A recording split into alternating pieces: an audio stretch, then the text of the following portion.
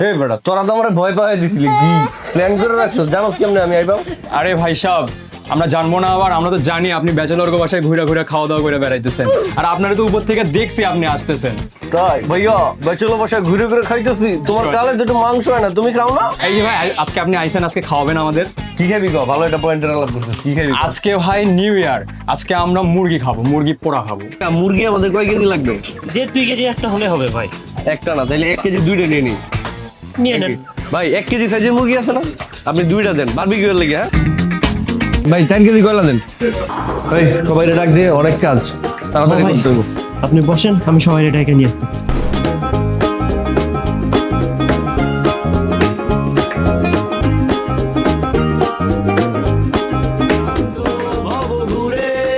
ফিরবো ঘরে, কোথায় এমন ঘর, বৃক্ষ তলে শুয়ে তোমার দুঃখ ছুঁয়ে, বৃক্ষ তলে শুয়ে তোমার দুঃখ ছুঁয়ে, ঘুম আসে না, ঘুম স্বার্থপর।